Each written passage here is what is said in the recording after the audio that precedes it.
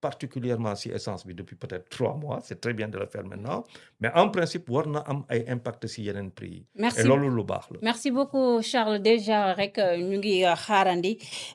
baisse aussi sur le prix du gaz butane ndaxte annoncé ne aussi waaw cette am na baisse baisse am na baisse am na baisse mais prix yi fixé guñ ko. waaw am Les prix ne sont pas encore fixés. waaw dina am bon foofu moom baisse yi dina am solo parce que dina am solo quoi les baisses dina am solo et dina dem di gën a baisser peut-être que ça c'est au niveau de la consommation hein. Mais il faut aussi qu'au niveau des entreprises parce que bu ñu fàtte entreprises yi aussi yu bëri si wàllu électricité loolu aussi bon ça ce sera pour l'année prochaine le mois de janvier. Inch'Allah. Mais léegi nag la question c'est comment entre lu ñu amel la crise financière les dettes comment l'État va se retrouver les impôts voilà c'est de la gymnastique. Ouais, ça sera de la gymnastique. Merci beaucoup ñu leen di jaajëfal ces internautes ku mel ni comme Fadel Ndoye Wade Abdoulaye Camara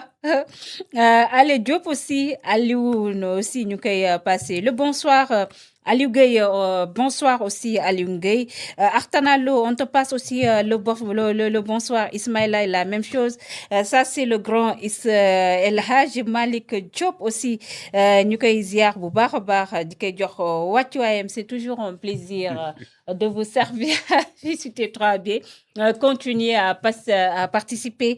si waxtaan bi et à vous abonner massivement sur la chaîne YouTube T3B télé bu baax bi Charles Loiré. D'accord yow Charles looy ban star fi am yow rek Charles Loiré sama abonné ils sont gentils à chaque fois ils sont là pour que gën a jox li nga xam ne moo nekk doole suñu ay programme et c'est excellent Charles on va parler si wàllum justice bi cette fois-ci cette affaire de Pape Sané mi nga xam ne mun nañu wax ne finalement mbiram bi mu ngi gën di compliqué Pape Sané nag mun nañ ne à l'issue de son déferment bi nga xam ne amoon na ko aujourd'hui au parquet qui dit Pape Sané ma def nañ ko mandat de dépôt moom nag il faut rappeler dafa yëkkati woon nag ay propos yoo xam ne porté sur l'affaire Sana Mandiang mu nekk ancien garde du corps bu ex-président gambien Yaya Jammeh actuellement au cœur d'une polémique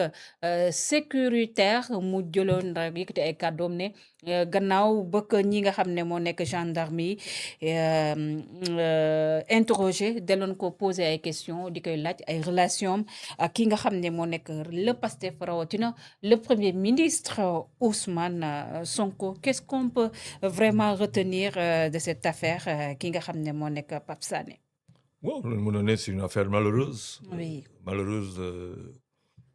pour lui, comme privé de sa liberté. Mandat de dépôt, moi, donne le privé de ta liberté. Mooy da ngay fanaani sa mbokk yi duñ la gis. Te loolu aussi liggéeyu journaliste dafa doon loo xamante ni warul mun a am.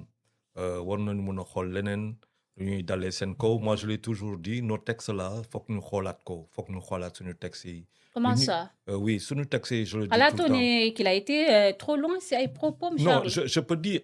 bon, il y a des, c'est vrai que tu me diras, il y a des, am na ay responsabilités, yaa wax yenn yi da nga koy assumer. Oui. C'est vrai que si biir affaire bi sécuritairement et que sensibilité bu muy ëmb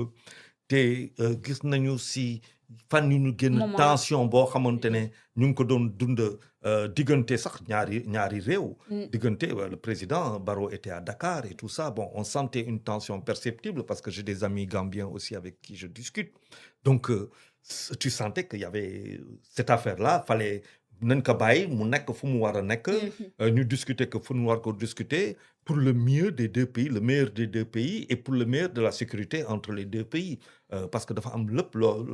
on ne met pas tout sur la table. Oui. Maintenant, dans le cadre de l'enquête, s'il y a des enquêtes, s'il y a des questions yoo xamante ne qui sont très pointues pour que tu veux faire éclater au nom de la vérité, mais ça waaye il faut nga yor ay informations yu dëgër. Tu vois. Donc moi, dans ça, je regrette vraiment pour lui Sané qu'il se retrouve lu mu tudd placé sous mandat de dépôt, privation de liberté, sur une question boo xamante ne ab absolument sensible question bi dafa sensible trop il s'agit quand même du premier ministre du Sénégal moom ngay cité c'est quand même le premier ministre du Sénégal lu ñuy wax ni le concernant je veux dire dafa diis Ouais. man awma sañ-sañ en tout cas mun naa enquêter mun naa def lépp te même bu ma amee ay kii balaa may wax damay xam exactement du côté de la loi lan laa am comme soupape ak yu demee noonu mais je veux dire la chose est assez grave quand on sait lu muy ëmb quoi parce que boo nee l'ancien garde du corps quand même nga xam ne dañ ko cité si ay des choses très graves des crimes Oui. que loolu lu diis la ba pare nga wax ancien président Yaya c'est pareil un peu y a une dame qui avait porté plainte pour viol on parle de crime et tout ba pare nga war a nekk le premier ministre du Sénégal actuel premier ministre dafa amoon ay accointances ak ñoom dans des choses assez je veux dire c'est très grave hein, comme accusation wala comme déclaration te loolu bon Peut-on tout ranger si liberté de la presse liberté non d'expression bu ñeel ñun waay presse non liberté d'expression ne veut pas dire dire ce que j'ai envie de dire ah non la liberté d'expression ce n'est pas là elle est encadrée réew boo munti dem si àdduna elle est encadrée la première maanaam ton premier juge de conscience boo xamante ne day encadrer sa liberté d'expression mooy ta conscience c'est vrai ça c'est la première chose ce que je dis quel est l'impact de ce que je dis quelle est l'influence de ce que je dis est-ce que lu may wax ni dafay yàq wala dafay defar bu waree yàq kay ma xam ne que kii et bu ñu fàtte que nous avons aussi un code de la presse par exemple lu dem nii tu vas sur l'article 5 du code de la presse on te dit que cette affaire-là est entre les mains de la gendarmerie c'est dans le cadre d'une enquête tout ça est procédé comme ça si biir ñu ne la que tu dois parler sous réserve de en respectant des mécanismes des choses liées à l'instruction et tout donc très rapidement jàppale dafay yomb daanu dafay yomb et sur l'article 5 là foog ñu xool ko donc mais pour moi aujourd'hui je peux dire des choses dans le cadre d'une enquête bu fekkente ne le préjudice il est grand il est très très grand bu fekkente ne le préjudice il est grand pour le Sénégal le préjudice il est grand pour le peuple sénégalais je peux faire ce papier quitte à ce qu'on me mette en prison mais day fekk que le préjudice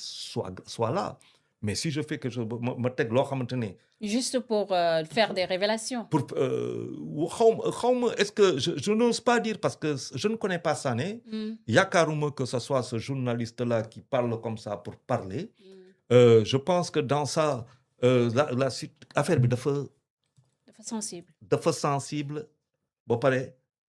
trop sensible concernant deux pays ak yu demee noonu mais dire que le premier ministre cité turam si buur lu mel nii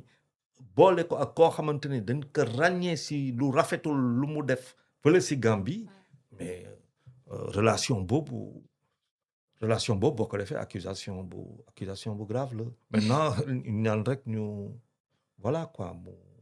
en tout cas son procès en flagrant délit nag fixé nañ ko bon pour ça le par mercredi. contre au moins c'est du flagrant délit oui au moins ça c'est du flagrant délit et ce qui a constaté lan laa mun a constater au moins kii premier ministre am na lu mu fi wax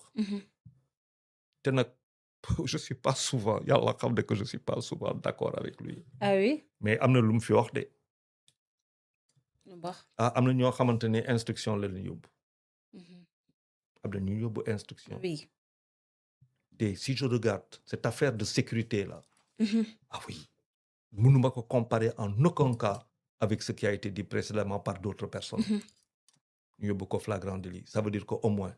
on est revenu aux constantes et fondamentaux de la justice tout à fait waaw flagrant délit là tout à fait waaw loolu ça je fais un clin d'œil à Gadiaga waaw parce que lu woon flagrant délit ba Voilà. Gadiaga moom ba tey mu ngi si prison bi